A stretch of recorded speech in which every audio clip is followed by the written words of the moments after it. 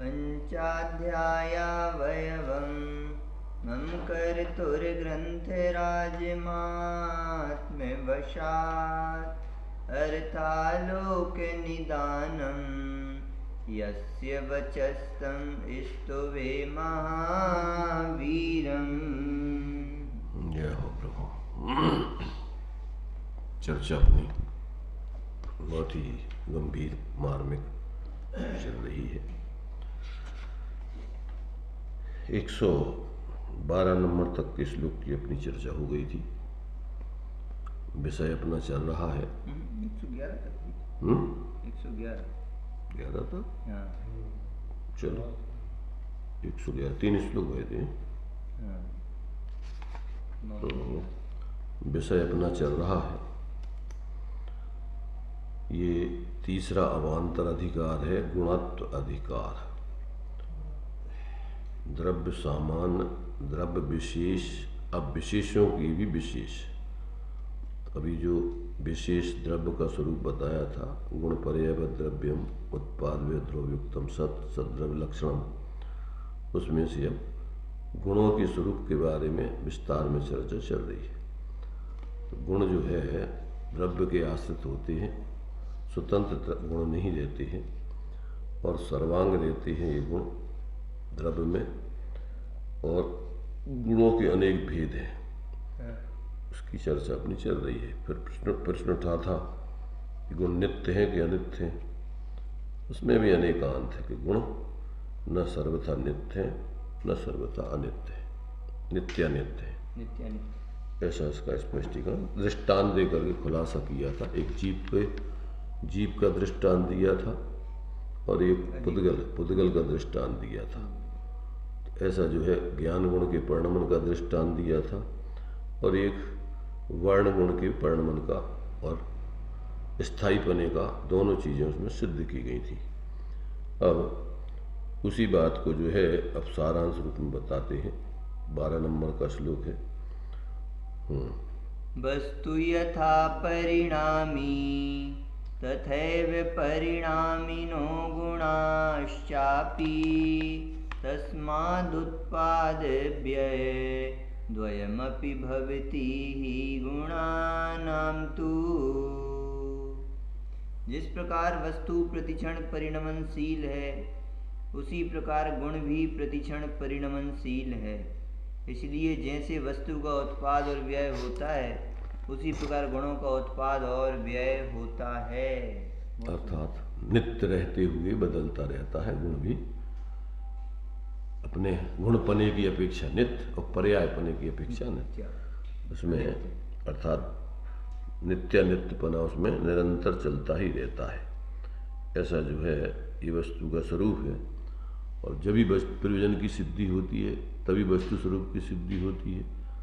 क्योंकि अगर वस्तु जैसी है वैसी न मानी जाए तो ना तो वस्तु स्वरूप की सिद्धि होती है और ना उसमें से अपना प्रयोजन आत्मित का सिद्ध होता है।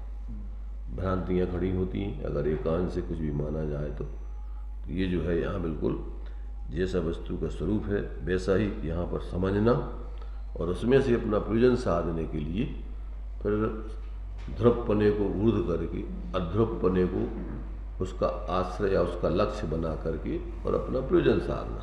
वस्तु अध्रुवपना जो है उसका आश्रय करेगा, पर्याय में आश्रय होगा। अच्छा। द्रव्य या गुणपना शाश्वत है और जो पर्याय है वो निरंतर अपने स्वरूप को भूलकर पर लक्ष्य करके निरंतर अशुद्ध हो रही है, व्यर्थ के संकल्प विकल्प आदि में उलझी हुई। तो अब वो पर्याय जब अपने ही स्वरूप का अभेद रूप से ध्यान करती है, अपना स्वरूप अपने ही स्वरूप यानी अपने ही द्रव्य स्वरूप को अथवा अपने ध्रुव स्वरूप को अथवा अपने सामान्य स्वरूप को, अपना अभेद स्वरूप को अनेक विवक्षाओं से उसको कहा जाता है। भेदों की अपेक्षा कहें तो अभेद, अनित्य की अपेक्षा कहें तो नित्य और अनेक की अपेक्षा कहें तो एक, विशेष की अपेक्षा कहें तो सामान्य। तब उसकी विवक्षाएं कोई भी लो पर उसमें अपन को बात अपने प्रयोजन की उसमें सिद्ध होना चाहिए, क्योंकि बात तो कोई ना कोई उसके लक्ष्य से या प्रयोजन से कही जाएगी। ऐसा समझ करके उसमें से अपना प्रयोजन साधने के लिए परलक्षी भाव छोड़ के अपने स्व का आश्रय करके निर्विकल्प अभेद होकर के मोक्ष मार्ग की सिद्धि की जाती है। ये जब तक नहीं करे जी तो अकेले क्षयोपम ज्ञान में गुणा भाग लगाते रहो, जानकारी करते रहो, उससे भी कल्याण नहीं होना है। और बाहर की उठा पड़ने से तो कल्याण होने नहीं है भाई। बाहर में ना कभी तुम ले सकते ना कुछ दे सकते, ये तो सिर्फ तुम्हारे कसायों के रूप हैं। तो कसायों से तो कोई मोक्ष मार्ग की सिद्धि होती नहीं। मोक्ष मार्ग की सिद्धि तो होती है ज्ञान से, वीतरागता से। तो ज्ञान और वीतरागता की माने सिद्धि जो होती है स्वाश्रय से। जब आप जो है परलक्ष्य छोड़ोगे और अपने ही भेदों के विकल्प छोड़ोगे, अपनी अभेद वस्तु को ऊर्ध्व करोगे, तो उससे ही वास्तव में रागादिक विकल्पों का अभाव होगा और अपने प्रयोजन की ज्ञानात्मक रूप में अपने स्वरूप की सिद्धि होगी। तो ये जो है जब तक अपने लिए ऐसा वस्तु का स्वरूप यथार्थ समझ के प्रयोजन साधने के लिए अपन मुख्य गुण नहीं करें, तब तक जीव भटकता रहता है। या तो धर्म के नाम पर बाहर में त्याग आदि के मार्ग में एकांत से चढ़ जाता है, और या फिर क्षयोपम ज्ञान के मार्ग में चढ़ करके और सिर्फ क्षयोपम ज्ञान की जानकारी बढ़ाते बढ़ाते विकल्पों में उलझा रहता है। तो ये मार्ग जो है कोई भी एकांत से खींचने का नहीं है। ये मार्ग तो संतुलित तरीके से वस्तु स्वरूप समझकर और अपना प्रयोजन साध के आत्महित का मार्ग है, वीतराग विज्ञानता का मार्ग है। ज्ञान में वस्तु स्वरूप समझना जरूरी है और फिर वीतरागता की सिद्धि के लिए स्वाश्रय को ग्रहण करना जरूरी है। अपने स्वरूप अभेद को, नित्य को, एक को, सामान्य को ग्रहण करना जरूरी है। और ये करेंगे तभी अपना जो है जीवन में शांति मिलेगी। इसके अलावा कोई उपाय नहीं है। तो ये जो है आचार्य ने अपन को पहले वस्तु के स्वरूप को समझाया, फिर उसमें से अपना प्रयोजन जो बृहद्रव्य संग्रह जी में जो आचार्य देव ने 5 प्रकार से अर्थ किए हैं, तो उसमें शब्दार्थ, नयार्थ, मतार्थ, आगमार्थ और अंत में भावार्थ। तो भावार्थ का मतलब ही है कि उसमें से आत्महित का प्रयोजन इनमें से अपना कैसे सदे। तो अंत में उन्होंने अपने उस चैतन्य स्वरूप को ऊर्ध्व करके सारांश ये है, भावार्थ ये है कि अपन को ये कार्य करना चाहिए। सब कुछ समझने के बाद अपने शब्दार्थ समझ लिया, शब्दों से अर्थ समझ लिया, नयों से अर्थ समझ लिया और अपने लिए मतों के आधार से अनेक मतों की जानकारी कर ली, आगम की विवक्षाएं समझ ली, पर उसमें प्रयोजनात्मक कर ही निकाला। तो ये सब कुछ समझने के बाद भी जीवन में शांति नहीं मिलेगी।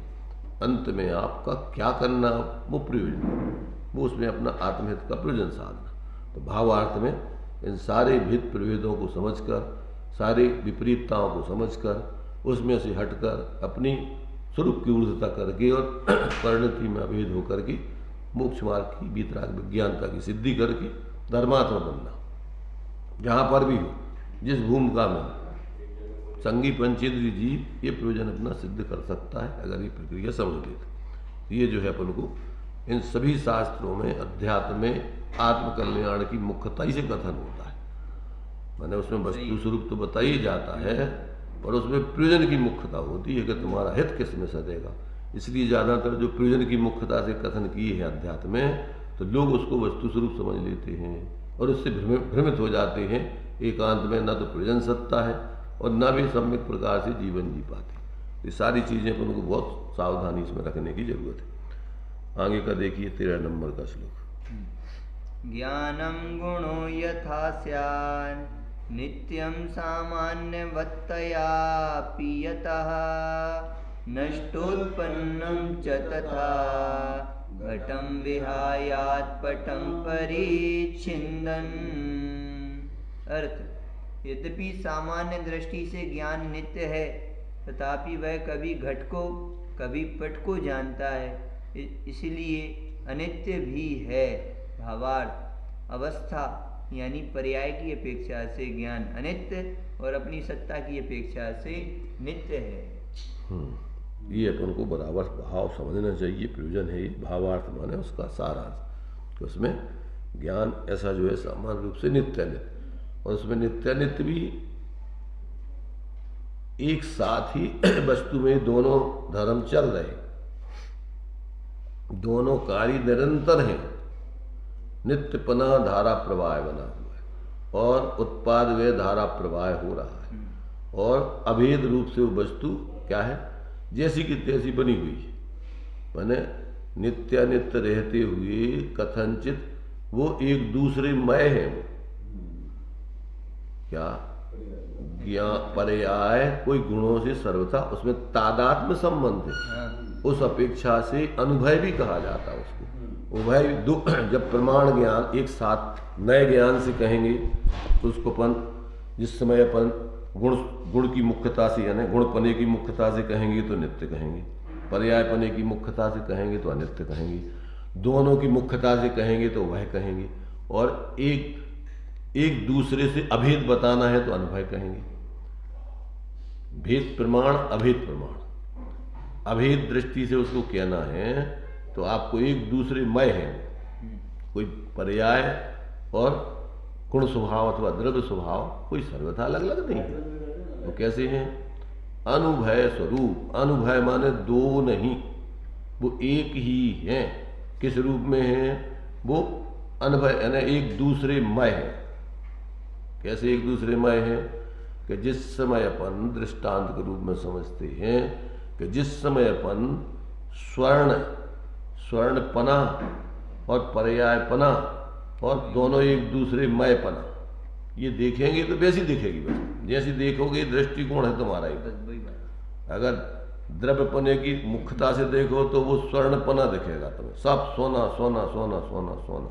जब पर्यायपने की अपेक्षा देखोगे तो कुंडल कड़ा जो भी है जिस समय वो आपको वही दिखेगा कि यह कुंडल है, कड़ा है, अंगूठी है, हार है, यही है। तो पर्यायपने की अपेक्षा देखोगे तो उसमें आपको निरंतर परिवर्तन वाली स्थिति दिखेगी। एक साथ दोनों को देखोगे तो सोना हार रूप है, माने काय का हार है, स्वर्ण का हार, तो दोनों चीजें अलग अलग, उसमें सोना भी देख रहे हो, हार भी देख रहे हो। और जब आप अनुभव दृष्टि से देखोगे तो वो हार स्वर्णमय है और स्वर्ण हारमय है, वे दोनों उसी समय तादात्म्य रूप से परिणमन कर रहे हैं। सर्वथा कोई दो चीजें अलग अलग नहीं है उसमें। ऐसा जब अपन उसकी विवक्षा जिस दृष्टिकोण से देखते हैं तो अपन को उस रूप में वस्तु दिखती है। दोनों को त्यागी सर्वथा देखो चार हमने आभास बताए कि नहीं, निश्चयाभास, व्यवहाराभास, उभयाभास, अनुभयाभास। अगर आपने वस्तु को सिर्फ एक ही माना नित्य ही तो आपका क्या हो गया? क्या हो गया? कौन सा आभास हो गया? निश्चयाभास। निश्चय का शरीर स्वरूप नहीं जाना आपने। यदि आपने वस्तु को सर्वथा पर्याय रूप ही मान लिया व्यवहाराभास खड़ा हो गया। वस्तु में दोनों को तुमने सर्वथा अलग अलग ही मान लिया, उभयाभास हो गया। दोनों को सर्वथा एक ही मान लिया, अनुभयाभास खड़ा हो गया। इसलिए कथनचित बिना बोले हुए भी वक्ता के अभिप्राय को समझना चाहिए, वस्तु के स्वरूप को समझना चाहिए। अगर आप भ्रम में पड़ रहे हो तो उसको फिर कथनचित लगा के बोलना पड़े। कथनचित वस्तु नित्य है, कथनचित अनित्य है, कथनचित उभय रूप है, कथनचित अनुभय रूप है। सर्वथा न नित्य है न अनित्य है, न सर्वथा दो रूप है, न सर्वथा एक ही है। कथनचित विवक्षावसात, तो वो कथनचित माने निश्चय से, व्यवहार से, उभय से, अनुभय से, उसमें आप लिए ये विवक्षा है। चारों विवक्षाओं का जब पहले वस्तु स्वरूप का ज्ञान होगा, फिर प्रयोजन साधने के लिए आप द्रव्य स्वभाव को, अभेद स्वभाव को, नित्य स्वभाव को मुख्य करोगे, अनित्य स्वभाव को, भेद स्वभाव को, पर्याय स्वभाव को। गुण का मतलब आश्रय करने के लिए उसको देखो मुख्य गुण करना पर्याय में, ज्ञान की पर्याय में ये सब मुख्य गुण होते हैं। नए होते हैं श्रुतक ज्ञान के, सम्यक श्रुतक ज्ञान के अंश, मिथ्या दृष्टि को नए नहीं होती, समझ रहे ना, वो तो एकांत पकड़ता है उसको। ये सारे वस्तु स्वरूप का यथार्थ संतुलित तरीके से ज्ञान नहीं होता है। तो मिथ्या दृष्टि तो एकांत में चढ़ जाता है, खेच करता रहता है, बात करेगा तो भाई अब प्रयोजन की बात, प्रयोजन की मुख्यता से बात कहना है तो अपन भैया इसका आश्रय करो, ये अपना मूल स्वरूप ये है, तो वो बात है। तुमको नहीं, अपन तो वही है और अपन पर्याय है ही नहीं है। ये तुम्हारा क्या हो गया कि भ्रम में सामने वाले को भ्रम में डालोगे। वो प्रयोजन है भाई, वो वस्तु का स्वरूप नहीं है। अपन को नित्यपना वस्तु में जो अपने लिए आत्महित की दृष्टि से उसको ऊर्ध्व करना है, सामान्यपना, अभेदपना, नित्यपना, ये आपके लिए सिर्फ प्रयोजन साधने के लिए ऊर्ध्व करना है, ना कि वस्तु का स्वरूप कि मैं तो अप्रमत्त, मैं न प्रमत्त हूँ ना प्रमत्त हूँ, मैं तो एक ज्ञायक भाव हूँ। विवक्षा के बिना विवक्षा। कोई संसार नहीं। अगर तुमने बिना विवक्षा नहीं, वो तो मैं तो भाई हूँ, कोई विवक्षा नहीं है, तो तुम्हारा कथन मिथ्या है। आप उसका स्पष्टीकरण कीजिए कि आप प्रयोजन की दृष्टि से बात कर रहे हैं। आचार्य ने लिखा ही है कि भूदत्त मत्स्य दो खलु सम्मा, ये सम्यक दृष्टि बनना है, अपनी मोक्ष मार्ग की सिद्धि करना है, तो इसको भूतार्थ को मुख्य करो, इससे सम्यक दृष्टि बनोगे। ना कि ये कह रहे हैं कि भूतार्थ या व्यवहार झूठा है, यही नहीं। वही आगे की गाथाओं में 14, 15 आदि गाथाओं में, तो भैया व्यवहार की अपेक्षा 100% सत्य है। अगर इसको नहीं मानोगे तो आपका वस्तु स्वरूप का भी प्रयास खड़ा हो जाएगा, मिथ्यात्व में चले जाओगे और वस्तु स्वरूप की सिद्धि नहीं हो पाएगी। प्रमत नहीं है, ऐसा ज्ञानी कहे कुछ भी विवक्षा ना खोले। अरे भाई बताया ना, सचखंडा का मिदिया है, ज्ञानी अगर विवक्षा ना खोले तो भी विवक्षा लगा लेना। आचार्य कुंद कुंद देव ने क्यों कहा कि छल घृणा मत करना, क्योंकि हर जगह जरूरी नहीं है विवक्षा का लगाना, ज्ञान में रहेगी वो विवक्षा कि अपन इस विवक्षा से बोल रहे हैं। और पर्याय में भी अपन को आश्रय करने में भी, आश्रय में अब वीतरागता कितनी प्रकट हुई है, वो गुणस्थानों का ज्ञान भी होना चाहिए। ये नहीं है कि आश्रय कर लो सुबह सत्य में हमारा कल्याण होगा। आश्रय भी आंशिक रूप माने लीनता कितनी होती है, जो टोडरमल जी ने मोक्ष मार्ग प्रकाशक में कहा कि ऐसा शुद्ध उपयोग कौन से गुणस्थान से होता, कि चौथे से ही होता। शुद्ध उपयोग तो निर्विकल्प होता, भेद होता, फिर ऊपर के गुणस्थानों और नीचे के गुणस्थानों में अंतर क्या रहेगा, तो कहते अंतर रहेगा कि ऊपर के गुणस्थानों में जल्दी जल्दी निर्विकल्पता होती है। क्या होती है? ऊपर के गुणस्थानों में जल्दी जल्दी निर्विकल्पता होती है, नीचे के गुणस्थानों में देर देर से निर्विकल्पता होती है। काल का अंतराल स्वरूप निर्विकल्प होने में उपयोग से पड़ता है। और ऊपर के गुणस्थानों में लीनता विशेष होती है, वीतरागता विशेष होती है, और नीचे के गुणस्थानों में वीतरागता कम होती है। तो उसमें आनंद में उत्कृष्ट तीव्रता, कमी आदि का उसमें भेद पड़ेगा। तो ये जो है, ये सारी बातें अपन को जब तक नहीं समझेंगे, ये जब तक अपन नहीं समझेंगे तब तक जो है आपका प्रयोजन सिद्ध होने वाला नहीं है। अगर आपको पर्याय के विशेषों का ज्ञान नहीं है तो क्या होगा कि आप अपना प्रयोजन सिद्ध नहीं कर पाएंगे, भ्रम में पड़े रहेंगे, वस्तु का स्वरूप आपने जाना ही नहीं।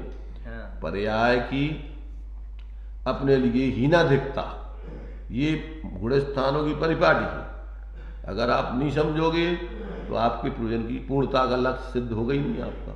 इसलिए सिर्फ मात्र कहने मात्र से नहीं, उसका स्वरूप भी आपको पूरा पता होना चाहिए कि पर्याय में क्या क्या स्थितियां बनती हैं, कैसे कैसे अविभागित प्रतिच्छेदों का हीनाधिक आदि रूप वर्णन करके उसमें सम्यक मिथ्यापन आदि होता है, उसमें पूर्णता आदि होती है। ये सारा का सारा पर्यायों का भी भेद आगे चलेगा ये पूरा, कि आपको पर्याय का भी कैसा ज्ञान होना चाहिए। माता के लिए सामान्य से पर्याय जान लिया आपने कि श्रद्धा गुण की पर्याय है, अब वो सम्यक है कि मिथ्या है, पर उसमें अपने लिए पूर्ण निर्दोष है कि अभी सदोष है।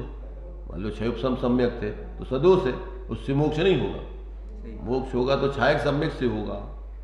तो ये जो है इन सब बातों को जब तक आप आगे आगे पूर्ण रूपेण समझोगे नहीं, तब तक आप कोई धर्मात्मा बन ही नहीं सकते, भ्रम में रहोगे। जो कुछ भी मैंने अपन एक कल्पना से अपन ने धर्म मान लिया, वो अकेली क्रिया कर लोगे और सोच लोगे बस हम धर्म करना है, धर्म की जगह भ्रम हो रहा हो, धर्म तो हो ही नहीं रहा। इसलिए बहुत जिम्मेदारी बनती है आत्मार्थी। लोक में अपन कोई कपड़े का व्यापारी होता है, भैया सूती कपड़ा चाहिए हमें, सूती कपड़ा सैकड़ों प्रकार का होता है, उसकी कीमत में बहुत अंतर होता है, उसकी जो है पहनने की अपनी सुख सुविधा आदि में भी अंतर होता है।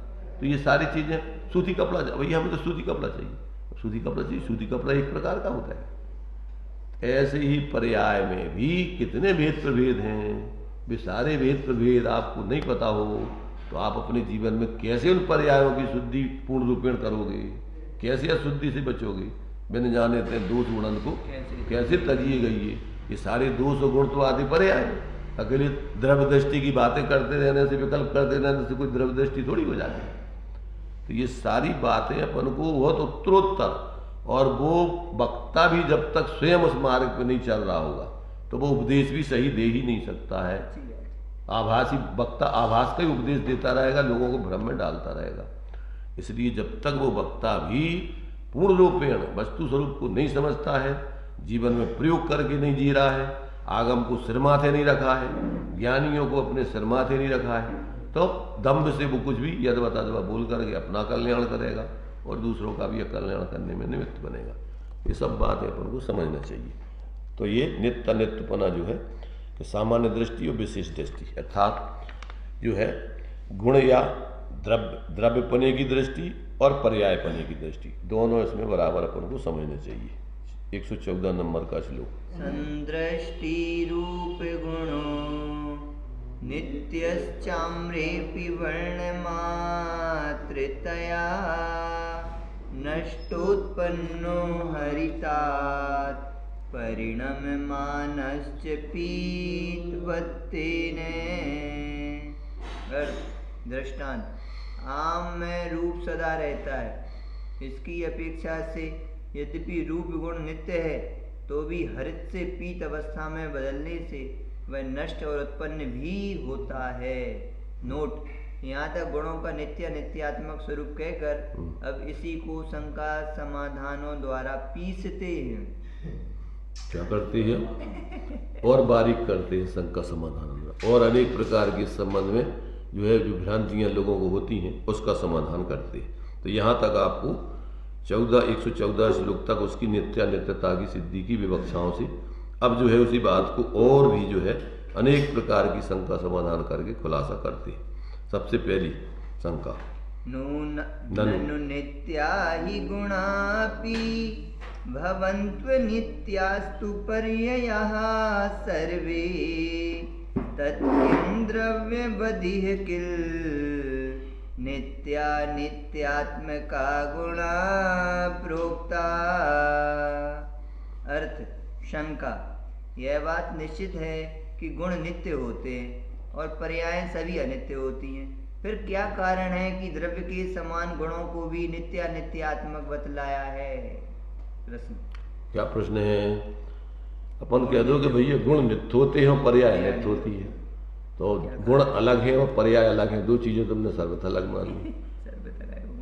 उस गुण का तुमने एक रूपपना अनेक रूपपना सामान्य विशेषपना अगर तुमने नहीं समझा और गुणों को सर्वथा नित्य मान लिया और पर्याय को सर्वथा नित्य मान लिया तो ये एकांत हो गया।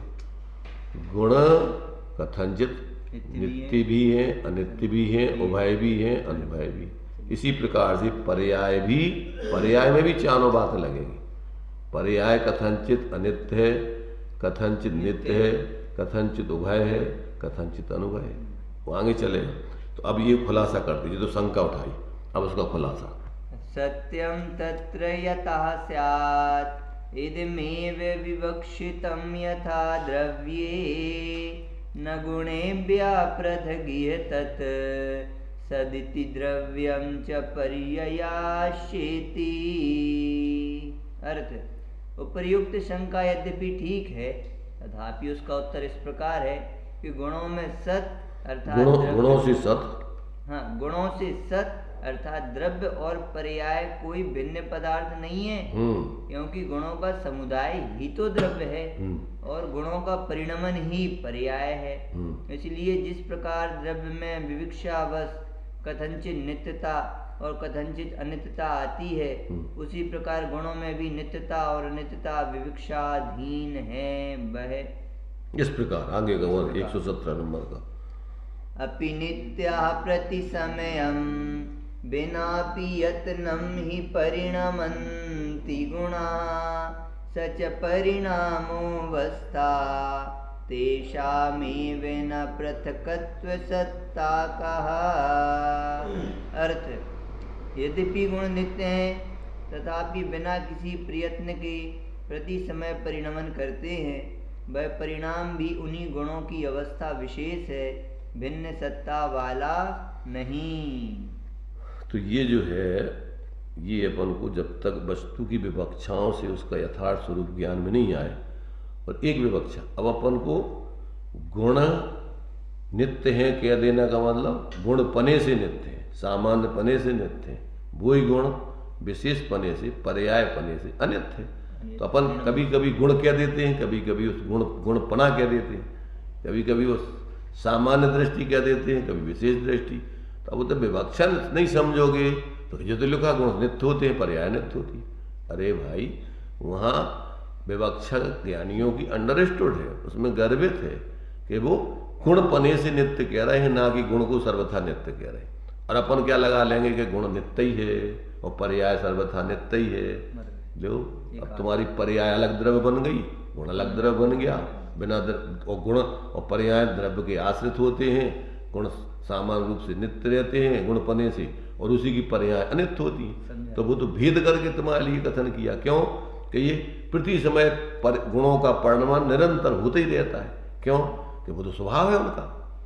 परिणमन करना भी जैसे ध्रुव रहना स्वभाव है, ऐसे ही परिणमन करना भी स्वभाव है। कह रहे बिना प्रयत्न के, प्रयत्न नहीं करना उसको, वो तो उसका स्वभाव ही है। इसलिए अब उसमें अपन को वो स्वभाव दो प्रकार का है। एक होता है विभाव स्वभाव, एक होता है स्वभाव स्वभाव। अब पर्याय में तुम्हारे अब वो परिणमन तो हो रहा है सहज, परंतु तुम्हारा लक्ष्य कहाँ है? अब उसमें तुम्हारा क्या उस पर्याय का लक्ष्य पर पदार्थों की तरफ है कि अपने स्व की तरफ है? सम्यक मिथ्या की तरफ। हाँ, तो ये सम्यक मिथ्या में यदि आपका पर्यायों का लक्ष्य पर तरफ है, उसमें आपने भ्रम से शरीर आदि रूप अपने को जान रहे हो, मान रहे हो, तो वही परिणमन तो स्वाभाविक चल रहा है, परंतु वो विपरीत परिणमन चल रहा है, मिथ्या परिणमन चल रहा है। अब उसमें निरंतर आपकी चारित्र में भी जब आपका श्रद्धान विपरीत है, ज्ञान विपरीत है, तो चारित्र विपरीत है और वीर विपरीत है, योगादि गुण सर्वगुणांशु मिथ्यात्व हो जाएगा। अभेद, क्योंकि गुण कोई एक गुण का ही परिणमन तो है नहीं, अनंत गुणात्मक पूरी वस्तु है, तो पूरा का पूरा परिणमन भी पर्यास रूप हो गया वो। ऐसे ही जब सम्यक होता है तो जहां तुम्हारी दृष्टि बदली तो सर्वगुणांशु संकेत, सब गुणों की परिणति तुम्हारी बहिर्मुक्ता से अंतर्मुक्ता में आ जाएगी। अब वो परिणति अंतर्मुक्ता में आने पर कितनी कितनी गुण स्थान प्रमाण वितरागता हो रही है। अब जो विवेक होने चाहिए, अब अंतर्मुखी हो गई और संतुष्ट होगा कि बस हो गए हम तो कृत नीचे आ जाओ। नीचे का तुम्हारा पहले तो सम्यक ही ज्ञान नहीं है, मिथ्या ज्ञान है। गुणों का तुम्हें मन हीनाधिक पने का परिणमन का तुम्हें विवेक नहीं है, ज्ञान नहीं है, तभी तुम्हारा वस्तु स्वरूप ही सही नहीं है, तो वो सिद्ध ही नहीं होता।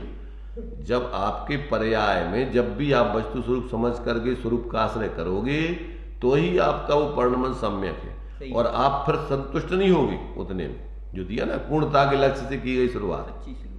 आप चौथे गुण स्थान में संतुष्ट नहीं होगे, अटकोगे नहीं, भटकोगे नहीं, दंभ नहीं करोगे। क्या करोगे? आगे बढ़ने के लिए आप सम्यक ज्ञानी होए बहुरी दृढ़ चारित्र लीजिए, एक देश अरु सकल देश तसु भेद कहीजिए। अब ये सब ये आचार्यों ने सब लिखे हुए। अब ये नहीं समझो तो बस फिर क्या है, चढ़ गए एकांत में कछु, या तो क्षय संज्ञान में ही अपनी बातें करते रहो, द्रव्य दृष्टि द्रव्य दृष्टि द्रव्य दृष्टि, या फिर कोई विपरीत बुद्धि वाले हैं कि या भी कोई शुद्ध ही नहीं है, तो सब अशुद्ध ही है, पर्याय अशुद्ध ही है, अशुद्ध ही। तो पर्याय को देखत रहो, द्रव्य स्वभाव को देखो ही नहीं, जो एक रूप है उसमें शुद्ध अशुद्ध के विकल्प नहीं है। अब वो जहां तुमने एकांत पकड़ा के झगड़े खड़े हो गए अपने में, बाहर में तो खड़े होते ही है। जब अंदर में व्यक्ति स्वयं भ्रमित है तो वो दूसरों के संग में व्यवहार गलती करेगा ना, किसी के संग सम्यक व्यवहार कर ही नहीं सका, दूसरे सच्चे लोगों को ही नहीं समझ सका, गलत लोगों को भी नहीं समझ सका, वो तो भ्रमित रहेगा। तो ये जो है बहुत जिम्मेदारी बनती यहाँ पर कि जब तक व्यक्ति को ऐसा द्रव्य गुण पर्याय का पूरा यथार्थ रूप से बोध नहीं होता, तब तक उसके जीवन में धर्म की गंध नहीं आती। आज तक जीव ने भ्रम में धर्म माना, कोई काल्पनिक धर्म कुछ भी करने लगा, मानने लगा कि हम धर्मात्मा बन गए, और दम्भ में जिंदगी निकाल दी, जिंदगी नहीं अनंत काल निकाल दिया। तो ये जो है भाई यहाँ पर भ्रमित होने का काम नहीं है, यहाँ तो समझ करके होश पूर्वक जीने का काम है। और इसमें किसी प्रकार की न अकड़ की काम है, न किसी से लड़ने झगड़ने का काम है, जीने का काम है। तो सम्यक ऐसा जो है अपन को बराबर समझना चाहिए। अब दूसरी शंका है, ननु तद वस्तो हि गुणः किल तदवस्थान्तरं हि परिणामा उभयोरंतर वर्विवादी है पृथगे तदेव मिदमिति चेत। उभयोरंतर विवत्वादि है, वर्वित्वादि है। अर्थ, शंकाकार का कहना है कि गुण तो सदा एक सा रहता है और परिणाम एक समय से दूसरे समय में सर्वथा जुदा है, तथा परिणाम और गुण इन दोनों के बीच में रहने वाला द्रव्य भिन्न ही पदार्थ है। यदि ऐसा कहें तो क्या शंका उठाई? गुण तो सदा शंकाकार की शंका है कि गुण तो सदा एक सा रहता है और परिणाम या पर्याय एक समय से दूसरे समय में सर्वथा जुदी रहती है, तथा परिणाम और गुण इन दोनों के बीच में रहने वाला द्रव्य भिन्न ही पदार्थ है। ऐसे तीन चीजें सब अलग अलग हो गई। द्रव्य अलग होगा, गुण अलग हो गए, पर्याय अलग हो गई। अब जिन दोनों के मिला दो तो समुदाय से फिर द्रव्य वस्तु बनेगी। तो ये सब भ्रमित रूप है, सब विकल्प। जब तक आप विवक्षा को नहीं समझोगे और उसमें से जो बताना चाह रहे हैं वो नहीं समझोगे, जब भेद का कथन करना है तो उनको अलग अलग कथन किया जाता है समझने के लिए, और जब अभेद से कथन किया जाता है तीनों एक दूसरे मय है, अखंड है, एक दूसरे से अलग है ही नहीं। अब तुमने तीनों को सर्वदा व्यवहार का कथन परमार्थ मान लिया, वस्तु का अलग अलग जुदे जुदे द्रव्य गुण पर्याय कर दिए, अब उसकी सिद्धि कैसे करोगे? इसलिए बहुत भ्रम खड़े होते हैं। देखिए खुलासा 19 से 23 तक। तन्नयता सदवस्था सर्वा आभ्रेडितं यथा वस्तु न तथा ताभ्या प्रदगिदी किमपि सत्ताकमंतरं वस्तु। अर्थ, उपर्युक्त शंका ठीक नहीं है, क्योंकि परिणाम गुणों की अवस्था विशेष है और वह गुण और उनके परिणाम अर्थात सत्य की सब अवस्थाएं मिलकर ही वस्तु कहलाते हैं। उन गुण पर्यायों से भिन्न सत्ता वाली वस्तु कोई जुदा पदार्थ नहीं है। इसलिए गुण पर्यायवत् द्रव्यम, गुण पर्याय मय द्रव्य होता है, सर्वथा गुण पर्याय अलग और द्रव्य अलग ऐसा नहीं, ऐसा है नहीं। तो ये जब तक आप वस्तु व्यवस्था को सही नहीं समझो तब तक कल्पनाओं में आप अपने जीवन में धर्म, अभी पहले समझे ही नहीं सही तब तुम धर्मात्मा बनोगे कैसे? ये तो बताओ, तुम करोगे क्या धर्म के नाम पे? कल्पनाओं कजू न कजू करोगे, या तो बाहर की क्रिया या उठापटक, या फिर अंदर में झूठी कल्पनाएं धर्म के बारे में सोचते रहोगे। तो या तो शुष्क ज्ञान या जड़ क्रिया बन करके बाहर में उठापटक करोगे, परिणामों का कोई विवेक नहीं। ये सब भ्रम है सब।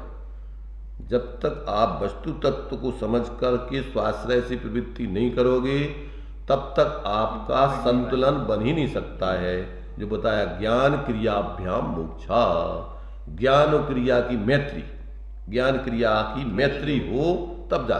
तो क्रिया माने बहिर्मुखी नहीं, अपना ही ज्ञान, अपनी ही अंतर्मुखता वाली क्रिया, और बाहर में तो उसके अनुरूप निमित्त नैमित्तिक संबंध से ग्रहण त्याग होता है। वो धर्म नहीं है, वो भी भूमिका अनुसार निमित्त नैमित्तिक संबंध से होता है, उस पर आरोप आएगा। जो भी आप बाहर में, जैसे अंदर में आप विशेष अपने ज्ञान स्वरूप आत्मा का आश्रय करके प्रवृत्ति विशेष करोगे तो बाहर की चीज़ों से रुचि रस हट जाएगा, और जितनी तीव्रता से उत्कृष्टता से हटेगा उतने उतने बाहर से आप अपना उस संबंध हटा लोगे। और यदि आप सामान्य विवक्षा में रहो, सामान्य जीवन में रहोगे तो अवृद्ध दशा में आप अभी बाहर में भी रहोगे, बाहर में भी सब कुछ करते हुए दिखोगे जो तुम्हारे उस गुण स्थान में करने लायक। 7 तत्वों का या तो अन्यथापना नहीं होगा। कुगुरु कुदेव कुशास्त्र आदि की पूजा पाठ, उसमें उनको सच्चे गुरु धर्म आदि की मान्यता नहीं होगी। आप जो है सच्चा वही आप सविकल्प दशा में समझ के व्यवहार में उन्हीं का सानिध्य करोगे, वो आपके जीवन में व्यवहार चलेगा। और भूमिका अनुसार चारित्र में भी तीव्र कसाय अनंतानबंदी के कार्य जो बताए हैं, राज विरुद्ध, लोक विरुद्ध, धर्म विरुद्ध कार्य नहीं होंगे आप। जिसके अंदर मिथ्यात्व गया तो तत्वों की विपरीतता, देवसार गुरु की विपरीतता आदि चली गई। आपको तत्वों के संबंध में कोई भ्रांति नहीं होगी, देवसार गुरु के संबंध में कोई भ्रांति नहीं होगी।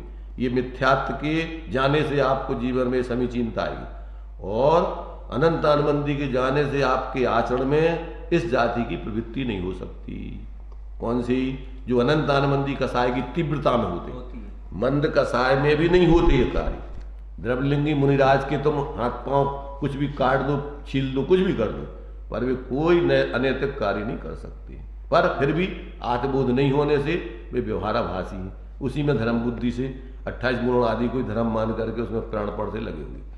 इसलिए वो यहाँ पर जिनकी अभी बाहर में अनंतानबंदी कसाय चल रही है, वे राज्य विरुद्ध, लोक विरुद्ध, धर्म विरुद्ध, ये भावदेव का में दिया अनंत आनंदी की तीव्रता के कार्य राज्य विरुद्ध, लोक विरुद्ध, धर्म विरुद्ध कार्य, और मिथ्यात्व की विपरीतता के कार्य सच्चे देव शास्त्र गुरु आप तागम पदार्थ, इनके संबंध में भ्रांति है।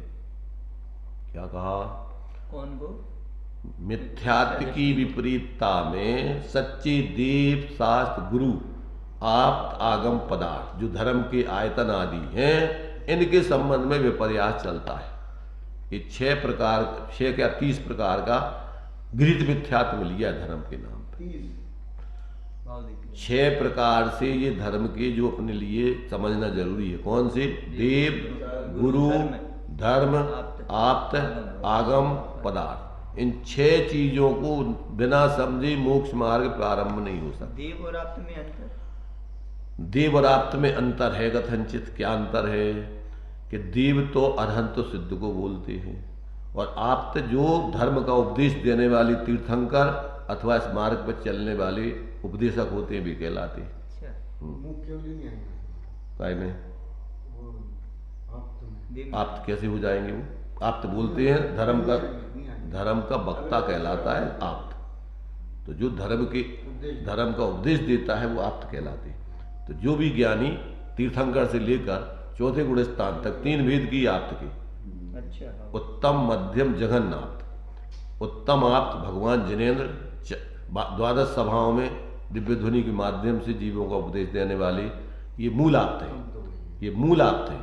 फिर उत्तर आप्त हैं गणधर आदि भगवान, जो उपदेश आदि देकर के जीवों का कल्याण करते हैं, वे कहलाते हैं उत्तर आप्त।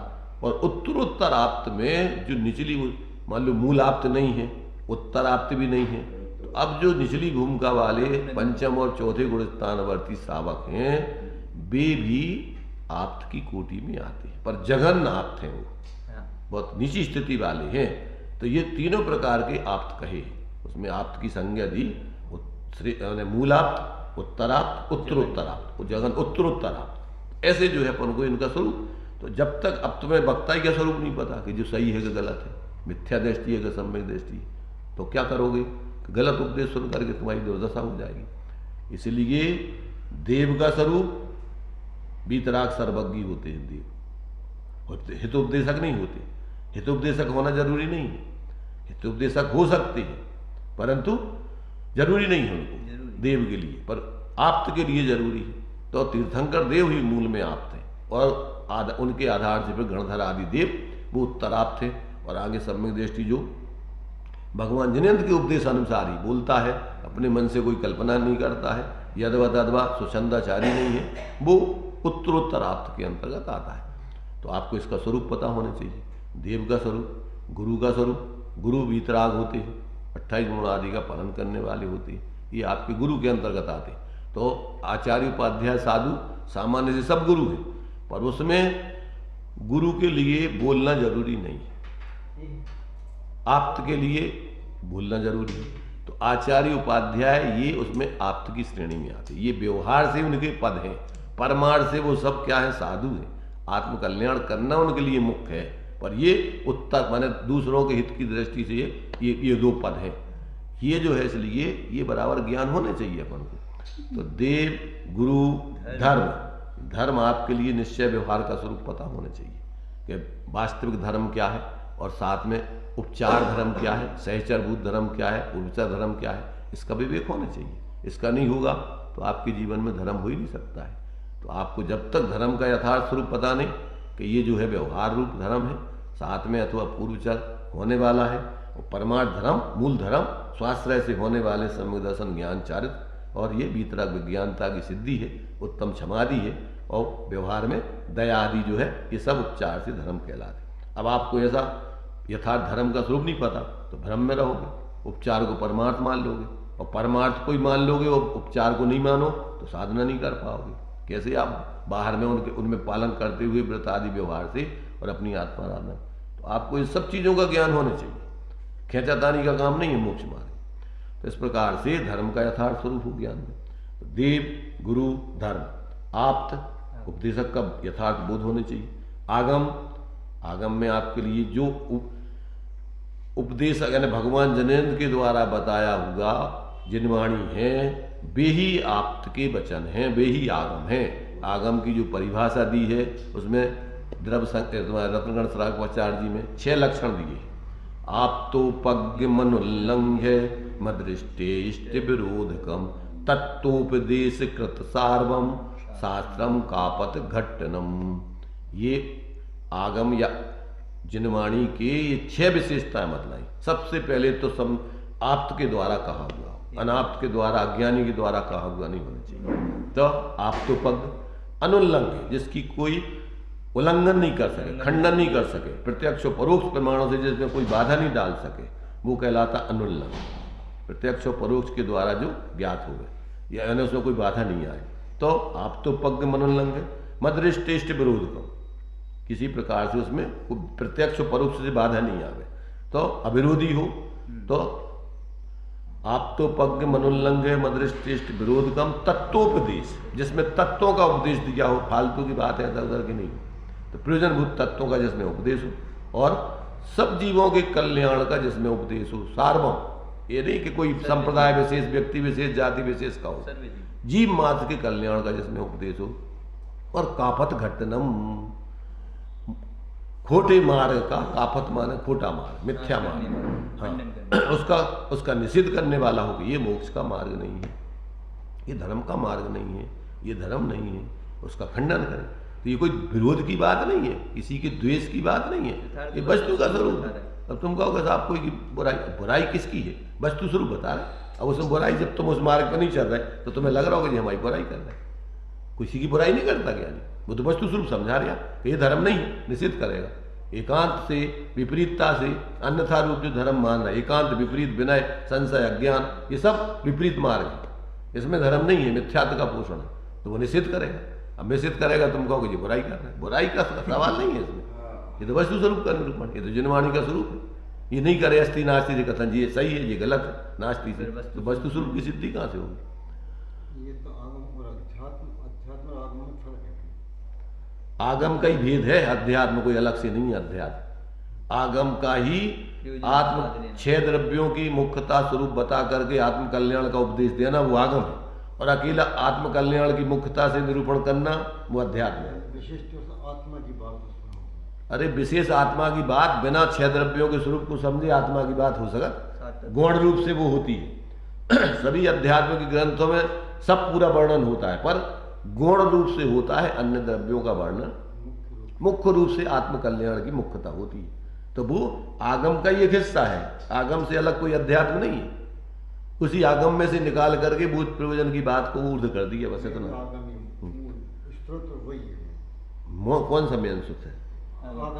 हाँ, मूल तो आगम, भगवान का जिनेंद्र का उपदेश आगम है, क्योंकि पूरा स्वरूप नहीं समझो इस 6 द्रव्यों तो तुम्हारे लिए मिथ्यात्व दूर नहीं होगा, इस लोक के बारे में भ्रांति बनी रहेगी।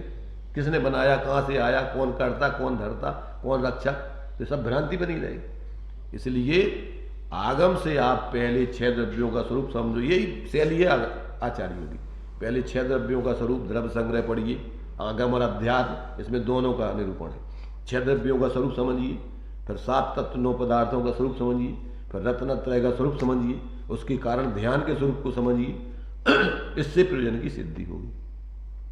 ध्यान में ही दोनों प्रकार के मोक्ष मार्ग की सिद्धि होती है, बिना ध्यान के मोक्ष मार्ग की सिद्धि नहीं होता। आचार्य कहते दुव्यम पी मोकेयो झाणे पाऊ नदी यमुनी नियम तम्मा पयत चित्ता यूजम झाणम समव्यसाय। ध्यान का ध्येय पता हो, अब ध्यान में बैठ जाओ तुम आंखें बंद करके 8 रोज ध्यान करोगे, जब तुम्हें ध्येय नहीं पता कि किसके आश्रय से ध्यान होता है तो काय का ध्यान करोगे। तो पहले समझो, सब वस्तु के स्वरूप को समझो, उसके बिना तो ये सब ज्ञान में नहीं आ, और ध्यान में बैठो, पर ध्यान में बैठो, काय को ध्यान करोगे। इसलिए भ्रम में आदमी हो या तो नींद आएगी, या यदबदल सोचेगा, या भ्रम में अपने को कोई भी कल्पना करके माला फेरता रहे, या कछु भी जाप पढ़ता रहे, या नमोकार मन, उसको मान लेगा ध्यान। तो ये जब तक व्यक्ति को पूरा विवेक नहीं होता तब तक उसकी भ्रमणा दूर होने वाली नहीं है। कहीं ना कहीं वो एकांत में, कहीं ना कहीं विपरीतता में, कहीं ना कहीं संशय में, कहीं ना कहीं अज्ञान में पड़ा ही होगा वो।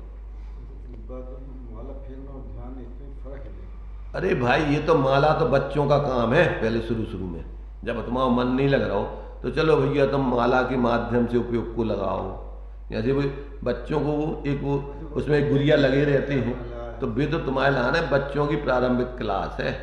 पर जब जिस समय तुम्हारे लिए ध्यान की सिद्धि होती, फिर माला फेरने कि तुम्हारे लिए माला फेरा जुग गया, गया न मन का फेर, और कर का मन का फेर के मन का फेर।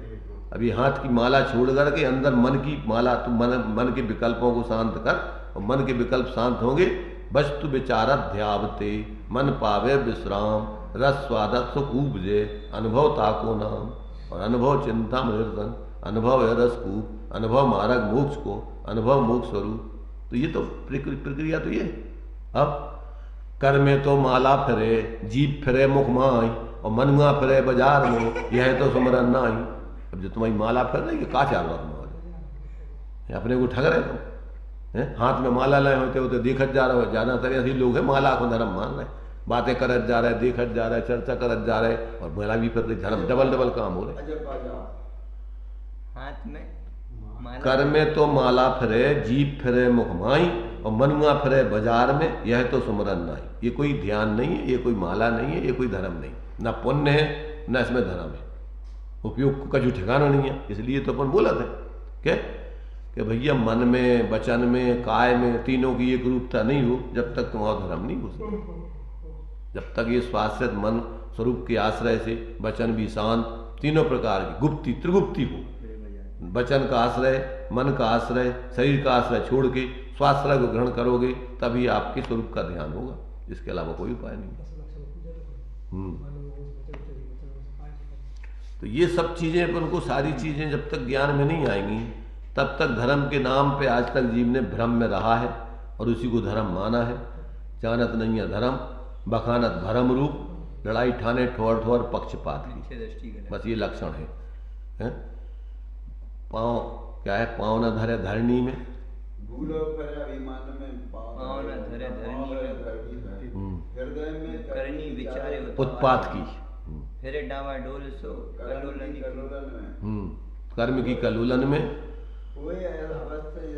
बगुले के ऐसे पात की। जैसे बगूरा होता ना, जो अंधी चलती अंधड़ गर्मियों में, और उसमें कोई पत्ता फंस जाए तो उसकी दशा जैसी होती है, ऐसी दशा बगूरे कसायों की और मिथ्यात्व में बगूरे के ऐसी पत्ता कैसी दशा हो रही। जाती छाती ताती कारी कोटे ले कोवाती भारी, ऐसो ब्रह्म घाती महा मिथ्याते की पात की। अब ये है महापात की मिथ्या दृष्टि, जिसकी ताती कारी, छाती माने वही अपनो मन उपयोग काला है, दुर्भाव रूप है, जो अपन बोलते हैं कि वक्ता जो है अभिप्राय खोटे हैं जिनके। तो जिसकी छाती कारी, ताती कारी, कुटिल कुबाती, खोटी बातें करने वाला है, दुनिया के अपनी बकवास करने वाला है। ऐसो ब्रह्म घाती, अपने स्वयं के स्वरूप का घात करने वाला, पापी, मिथ्यात्वी, महापातकी, महापापी है वो। अपना आत्मकल्याण करता है, दूसरों के अकल्याण में निमित्त बनता है। ये सब बातें देखो, ज्ञानियों ने कुछ भी कहने को छोड़ा नहीं पर ये नहीं समझना कि कोई दुर्भाव से कह रहे वो स्वरूप बता रहे, स्वरूप बता रहे जिनका जैसा है। अब उसमें कोई व्यक्ति उसमें अपना हित तो नहीं समझे और समझे कि जी हमारी बुराई कर रहे हैं, उनकी बुराई कर रहे हैं। अरे भाई, बुराई नहीं कर रहे, वस्तु का स्वरूप जैसा है वैसा समझा रहे, जैसा नहीं है उसका निषेध कर रहे, जैसा है वैसा बता रहे, और तुम्हें लग रहा हो बुराई कर रहे। तुम्हारी बुद्धि खराब है इसलिए तुम बोल तो लग रहा हो।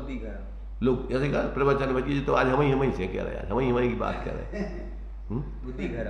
बुद्धि खराब नहीं, अच्छी है अगर तुम समझ रहे कि तुम्हें, क्योंकि सब प्रत्येक जीव को ऐसे लगना चाहिए कि हमसे कह रहे हैं, पर जो नहीं सोचना चाहिए कि जी हमारी बुराई ये कर रहे हैं, हम ये द्वेष से हमारे बारे में हमें व्यंग्य कस रही। तो ये जो है जब तक व्यक्ति नहीं समझेगा तब तक कैसे कल्याण करेगा, कैसे उसका हिस्सा देगा।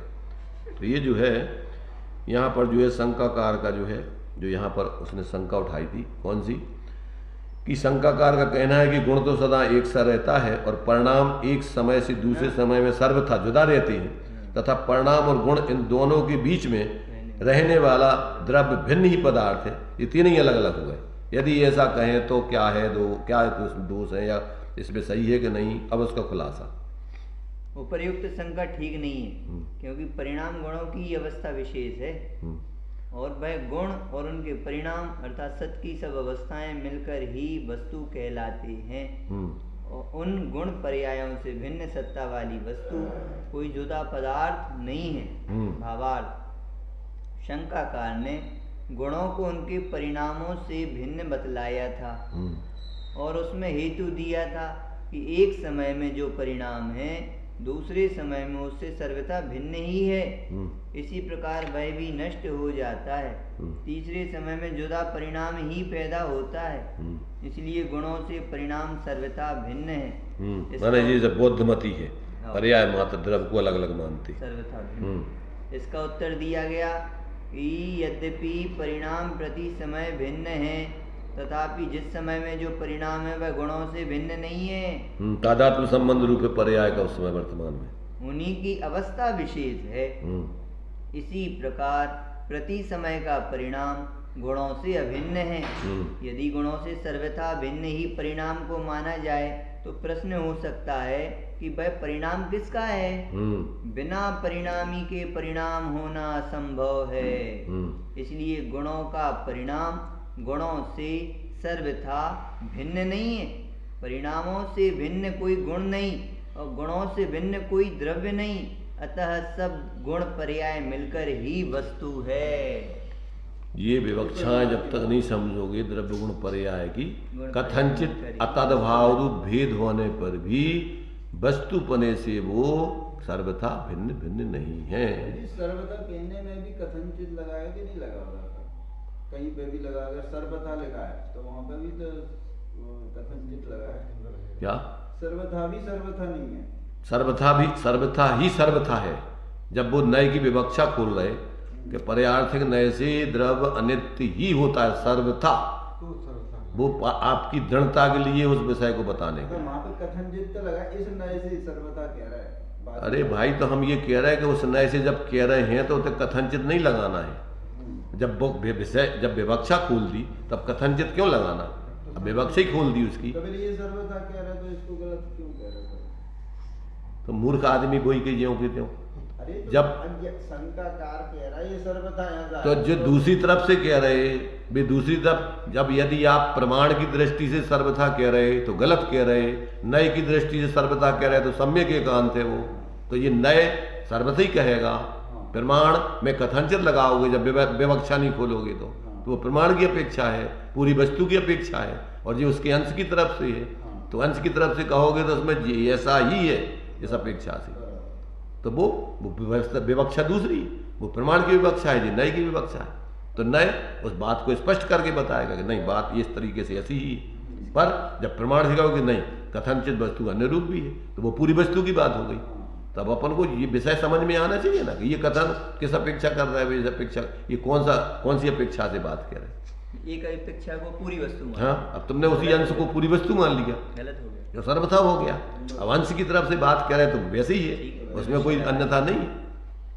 तो जहाँ प्रमाण की बात चल रही तो उसमें आप समझो, जहाँ नए की बात चल रही तो उसमें समझो, और प्रमाण में भी भेद प्रमाण की बात चल रही कि अभेद प्रमाण की बात चल रही वो समझो। अभेद प्रमाण की बात चलेगी तो अनभय स्वरूप वस्तु कही जाएगी, एक दूसरे मय कही जाएगी। जब भेद प्रमाण की बात कही जाएगी तो ये अलग है, ये अलग है कही जाएगी। एक ही समय में द्रव्य स्वभाव अलग है, पर्याय स्वभाव अलग है, गुण स्वभाव अलग है। तो ये भेद प्रमाण की विवक्षा हो गई। और अभेद में कहोगे तो सब अनन्य है, द्रव्य बिन पर्याय ना पर्याय बिन न द्रव्य, दोनों अनन्य रहे सदा। गुण भी ऐसे अनन्य है। तो ऐसा अब कौन सी विवक्षा की बात चल रही? अब विवक्षा नहीं समझो तो झगड़ा खड़ी। इसलिए भाई ये सारी चीजें न सिर्फ मात्र चर्चा की हैं, न मात्र सिर्फ अपने लिए जो है उसको सुनने की हैं, ये तो समझ करके जीने के लिए विषय हैं सब। अपन अपने जीवन में समझ के जिए, और साथ में कोई पात्र जीव हो और कदाचित अपन को जरूरत हो तो चर्चा कर लो। ये लड़ने झगड़ने के लिए नहीं है कि तुम्हें अपनों जबरदस्ती के नहीं हम जो है हम समझदार हैं तो हमारी बात मानो। डंडा गाड़ेंगे। यहाँ तो समझ के गुप्त हो के जियो, कदाचित जरूरत पड़ जाए तो बोलो समझा दो अगर पात्र जीव हो। और अगर लगे कि भैया जी तो विषम बात करवे के लाने आए तो भैया अपने बस की नहीं है, तुम और कहूँ समझ लो हमारे बस की नहीं है। चुप हो जाओ, मध्यस्थ हो जाओ, ना अच्छो न बुरा, जान लो कि भाई जिनकी योग्यता ऐसे ही उल्टी है, दुर्भाव चल रहा है, इनको कौन समझाए, कैसे समझाए? समझवे की रुचि वालों को समझा नहीं पा रहे, तो जिनकी रुचि समझवे की नहीं है, विषमवाद की है, अब उनको कौन समझा सका? इसलिए ज्ञानी समझ लेता है उसकी नज़रों से, उसकी वाणी से, उसके दम्भ से, उसकी विनय से, कि व्यक्ति समझने के लिए पूछ रहा है कि सिर्फ खंडन मंडन के लिए पूछ रहा है, सिर्फ अपनी विशेषता बताने के लिए पूछ रहा है। स्वभाव में भी ऐसे ही पूछेगा तो अहंकार से पूछेगा, जैसे जो जानत हो और सामने वाला मूर्ख है, तो विनय से नहीं पूछेगा। कैसा पूछेगा? उद्दंडतापूर्वक। तो ऐसे लोगों को जवाब देना भी योग्य नहीं होता है कि भैया समझ लेना, आगे चलो पंत, में ज़्यादा उलझने की जरूरत नहीं है। क्यों? कि उसकी दुर्बुद्धि, विसंवाद करने से सभा का पूरा वातावरण गंदा होता है, कोई जरूरत नहीं है। होते जहाँ जो जरूरत नहीं है, जिस विषय की बात चल रही कहीं की और बात चल रही खेत की, और तुम खलिहान की बात करने लगो। तो ऐसे लोगों के लिए मध्यस्थ रह करके आप चुप रहो, न बोलो, न उनके प्रति दुर्भाव, भैया इनकी अभी ऐसे ही, उनकी होनहार का विचार करके समता रख करके अपनों कल्याण। तो ये सब बातें अपन को आचार्यों ने दी, ये सब बातें अपन को समझना चाहिए। 120 नियतं परिणामित्वात् उत्पाद व्ययमयाय एव गुणा टङ्कोत्कीर्णान्यात्ते एव नित्यायता स्वरूपत्वात्। जिस प्रकार परिणमनशील होने से गुण उत्पाद व्यय स्वरूप है, उसी प्रकार टंकोत्कीर्ण न्याय से अपने स्वरूप में सदा स्थिर रहते हैं, इसलिए वे नित्य भी हैं। हाँ, माने गुण पने की दृष्टि से भी नित्य हैं और पर्याय पने की दृष्टि से उनका निरंतर परिणमन होता है। ये दोनों स्वभाव है, गुण के या द्रव्य का एक रूप रहना और परिवर्तन करना, ये उनका स्वभाव ही है। ये कोई करने धरने की बात नहीं है। नहीं मानोगे तो भी उनका नित्य रहते हुए परिणमन हो ही रहा है। नहीं मानने से तुम्हारा कल्याण है, मानकर सही प्रयोजन साधने से तुम्हारा कल्याण है। तो ये बात अपन को समझनी चाहिए। आगे की देखिए 21। नई पुण्य रेके शामीय भवति गुणानां निरन्वयो नाशः अपरेषामुत्पादो द्रव्यं यत्तद्वयाधारम्। ऐसा नहीं है कि किन्हीं गुणों का तो सर्वथा नाश हो जाता है और दूसरे नवीन गुणों की उत्पत्ति हो जाती है, होती जाती है, तथा उस उत्पन्न और नष्ट होने वाले गुणों का आधार द्रव्य है। मैंने गुण तो पूरे नष्ट होते उत्पन्न होते जा रहे हैं और वो द्रव्य के आधार से हो रहे हैं, उनमें शाश्वतपना है नहीं है। ऐसी स्थिति तो कहते हैं सब भ्रम रूप स्थितियां हैं तुम्हारी, ऐसा है नहीं है। ये सब ऐसे मानने वाले, अरे मानने वाले नहीं है। जब मिथ्या दशा में एक मिथ्या दृष्टि के अनंत मत होते हैं, तो वो खुद ही प्रत्येक जीव अज्ञान दशा में ऐसे ही करता रहा है। आगे देखिए उसी का और खुला। दृष्टान्ताभासोऽयं स्याद्धि विपक्षस्य मृत्तिकायां हि एके नश्यन्ति गुणा जायन्ते पाकजा गुणास्त्वन्ये।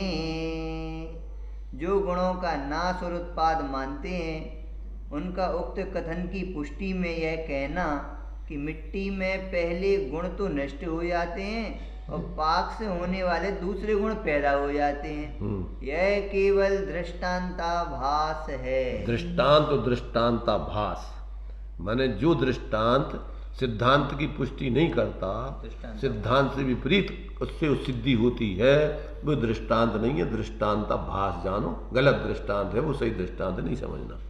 इस प्रकार से ये दृष्टांताभास है। कौन सा? कि कच्चे मिट्टी में गुण अलग होते हैं और पक्की मिट्टी में घड़ा बन जाने पर नए गुण आ जाते हैं, वे पुराने गुण सब खत्म हो गए। अरे भाई, अरे भाई, ये तो मिट्टी के ही जो गुण हैं उन्हीं के परिणमन की योग्यता है वो, कि पहले वो कैसे परिणमन कर रहे थे, अब कैसा उनमें स्पर्श रस गंध वर्ण आदि का जो परिणमन है, पर्याय है, वो उसमें अलग अलग होती रहती, इसलिए कोई नए गुण उत्पन्न नहीं हो गए। ये तो उन्हीं गुणों का परिणमन है, किस किस रूप में होता रहता है वो सब अपन को ज्ञान होना चाहिए।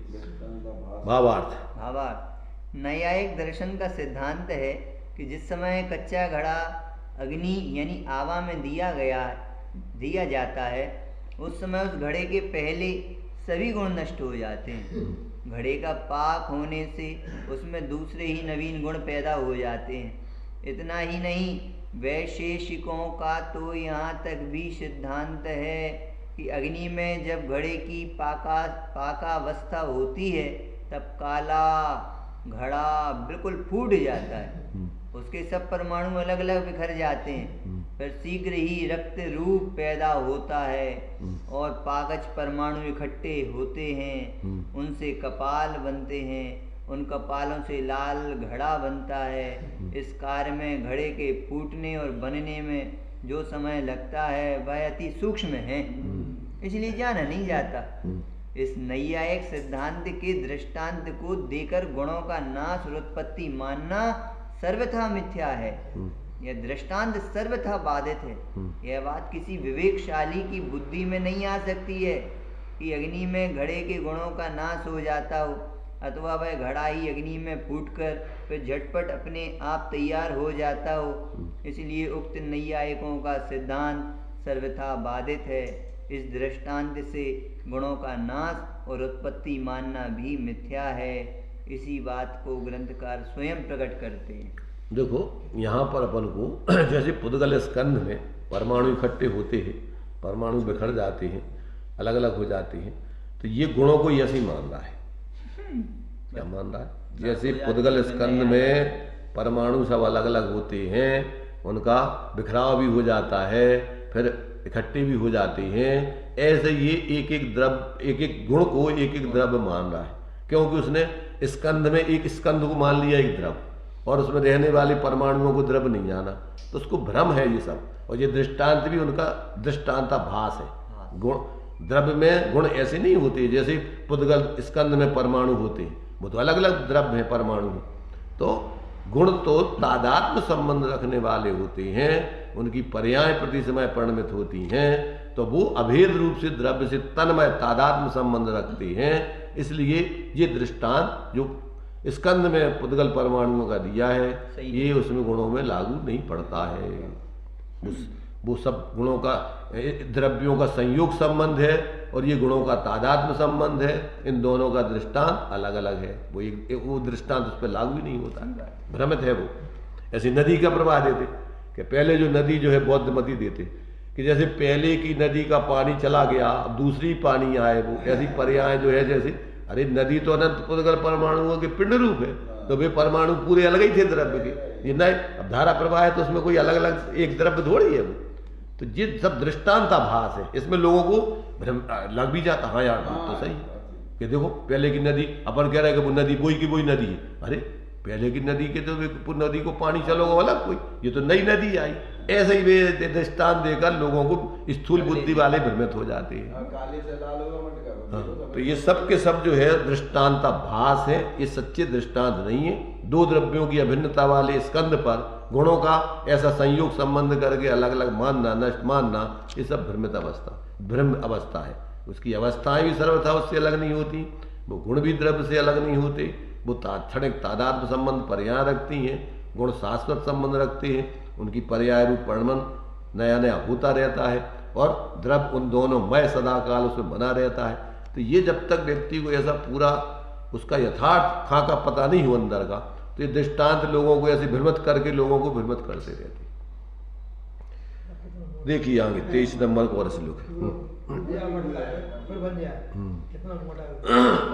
एक और है, ये उसी शंका का अंतर्गत 123 नंबर का भी। तत्रोत्तरमिति सम्यक सत्याम तत्र च तथा विधायाम ही किम पृथिवी त्वं नष्टम न नष्टमथ चेत् तथा कथम न स्यात्। अर्थ, इसका समीचीन उत्तर यह है कि वहाँ पर इस प्रकार की विधि होने पर, अर्थात घड़े का कच्चे से पक्के रूप परिणमन होने पर मिट्टी के पकते समय क्या मिट्टी पने का नाश हो जाता है? यदि मिट्टी पने का नाश नहीं होता तो उस समय वह पृथ्वीत्व गुण वाली क्यों न मानी जाए? इसीलिए गुण नित्यात्मक कैसे नहीं है? अवश्य है। भावार्थ, गुणों का परिणमन अर्थात अनित्यपना तो वादी ने स्वयं स्वीकार कर ही लिया था। नित्यपना मिट्टी पने से आचार्य महाराज ने सिद्ध देखो यहाँ कर दिया। पना पना शब्द है, मिट्टी पना गुण नहीं, द्रव्य पने की बात चल रही है।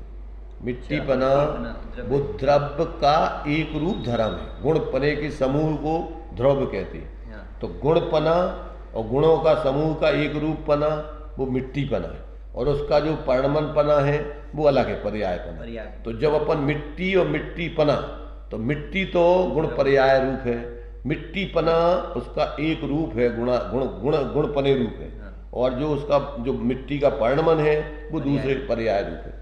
तो अपन जब मिट्टी पना कहते हैं तो मिट्टी की बात तो चल रही है, पर उसके एक अंश की बात चल रही है। मिट्टी के ध्रुव स्वभाव की बात चल रही है, गुण के ध्रुव स्वभाव की बात चल रही है, उसकी परिणमन की बात नहीं चल रही। तो अपन कभी कभी क्या करते हैं, मिट्टी को फिर क्या मान लेते, ध्रुव मान लेते सर्वथा, गुण को सर्वथा ध्रुव मान लेते हैं। ये विवक्षा है भाई, ये वस्तु का स्वरूप नहीं है। मिट्टी कैसी है, एक रूप रह करके परिवर्तन भी करती है। तो मिट्टी पने रूप वो एक रूप रहती है, और पर्याय पने से वो मिट्टी अन्य रूप होती है। जब मिट्टी पने की बात करते हैं तो सर्वथा मिट्टी लगा लो, वो गड़बड़ घोटाला हो गया। तो क्या है, कहीं मिट्टी कह देते हैं उसी को, कभी मिट्टी पना कह देते हैं, कभी सामान्य की बात करते हैं, कभी विशेष की बात करते हैं। आप उसमें कभी पर्याय में भी मिट्टी कह देते हैं, तो मिट्टी का ही परिणमन है, कोई अलग तो है नहीं। गुणों का परिणमन वो द्रव्य का ही परिणमन है। तो अब जहाँ जो बात जिस विवक्षा से कही जा रही है, वक्ता के अभिप्राय को नहीं समझोगे तो भ्रमित हुए बिना रहोगे नहीं। जहाँ आप प्रयोजन की बात से ध्रुव की बात कर रहे हैं मिट्टी पने में, तो आप वहाँ पूरा द्रव लगा लो कि द्रव तो आत्मा तो ध्रुव ही होता है। अरे भाई, वो आत्मा के एक गुण पने की बात चल रही, ध्रुव पने की बात चल रही, नित्य पने की बात चल रही। अब वो तुमने लगा ली पर्याय पने में। ज्ञानी अपने ज्ञानत्व को नहीं छोड़ता। तो ये ध्रुव पने की बात चल रही है, ज्ञान अपने ज्ञान पने को नहीं छोड़ता है। तो कंटिन्यूटी में यहाँ सम्यक ज्ञान बताना है, यहाँ गुण भी नहीं बताना है। अपने ज्ञान पने को नहीं छोड़ता, मैंने सम्यक पने को नहीं छोड़ता है।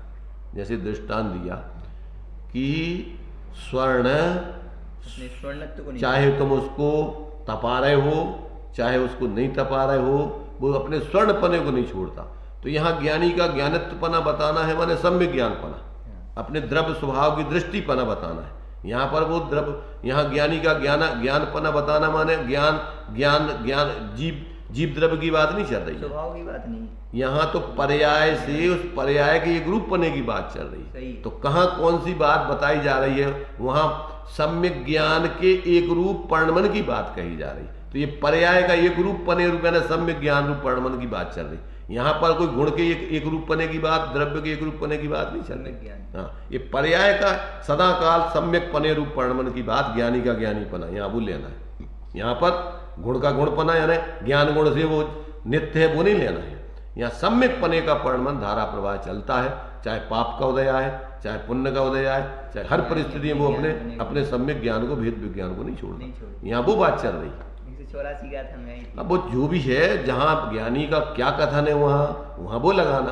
तो वहाँ पर अपन यहाँ द्रव्य गुण पने की बात नहीं चल रही है, यहाँ तो सम्यक पने की बात चल रही। पर्याय में कंटिन्यूटी में सम्यक दृष्टि बना रहेगा, मिथ्या दृष्टि नहीं बन जाएगा पाप को उदय। यहाँ उसकी सम्यक पर्याय की बात चल रही, तो वो कंटिन्यूटी में उसके ज्ञान गुण की समीचीनता बताना है। वहाँ पर वहाँ ज्ञान गुण की समीचीनता माने पर्याय में समीचीनता, वहाँ ज्ञान गुण की एक रूपता नहीं बताना है। तो यहाँ जहाँ वक्ता का अभिप्राय क्या है वो नहीं समझोगे तो तुम अर्थ का अनर्थ कर लोगे, इसलिए वहाँ पर वो अर्थ नहीं है। वहाँ जो द्रव्य या गुण का गुणपना बताना है, ध्रुवपना, वो नहीं बताना। यहाँ तो पर्याय का सम्यक पने की कंटिन्यूटी बताना है, वो लगाना है यहाँ ज्ञानी का ज्ञानीपना। तो ये जो है एक एक बात जो है बहुत ही माने शास्त्रों में जो लिखी रहती हैं बहुत मार्मिक होती हैं। अब उनको अपन जब तक नहीं समझें तब तक क्या है अर्थ के अनर्थ होते हैं। तो ये जो है इस प्रकार से गुणों का परिणमन अर्थात अनित्यपना तो वादी ने स्वयं स्वीकार कर ही लिया था। नित्यपना मिट्टीपने यानी नित्यपना माने गुणपने और उसका वस्तु का नित्यपना, तो ये मिट्टीपने में आचार्य महाराज ने सिद्ध कर दिया। यानी पहले गुणपने की निश्चित ध्रुवता सिद्ध की थी, अब यहाँ उस गुणों के समूह को द्रव्य कहते हैं। तो द्रव्य में भी द्रव्यपने की बात, यहाँ एक रूप पने की बात चल रही है एक अपेक्षा से। दूसरी अपेक्षा से उसके पर्यायपने की बात है। तो ये नित्यपना माने मिट्टी का मिट्टीपना में आचार्य महाराज ने सिद्ध कर दिया। इस प्रकार जैन सिद्धांतानुसार गुणों को नित्यात्मक सिद्ध कर दिया, ऐसा जानना। और गुणों को नित्यात्मक सिद्ध नहीं कर दिया, वस्तु को नित्यात्मक सिद्ध कर दिया, क्योंकि गुणों का समूह द्रव्य है और गुण नित्य होते हैं, इसलिए वस्तु भी नित्यात्मक रूप में परिणमन करती है, ऐसा जानना चाहिए। ये सारी विवक्षाएं अपन को बहुत ही अंदर से समझ करके उसको समझें और प्रयोजन साधने के लिए मुख्य गुण करें, तो अपना स्वाध्याय सार्थक होगा। और यदि अपन अर्थ का अनर्थ करते रहो तो कुछ लाभ मिलने वाला नहीं। चलिए, अपना टाइम हो गया अभी। जिन स्वानुभूति से गिरी मम स्वानुभूति, मदगिरी सिरि विमल धारा, जैन श्रुत आनंद अमृत से भरी, समता प्रवाह बहावती, रागादि विकल्प तोरी के, माँ सरस्वती प्रतिभाव वंदन, दृष्टि निज में जोरी के।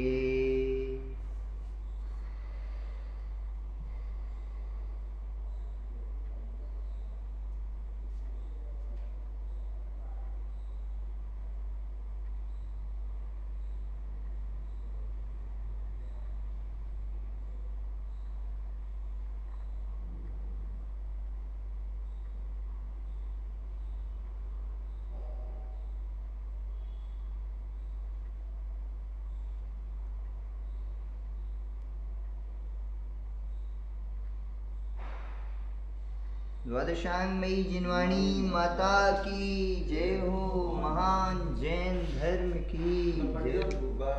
वक्ता से ज्यादा श्रोता को अलर्ट होने की बात है, क्योंकि वक्ता कहाँ से बोल रहा है ये तो श्रोता को समझ में आता है।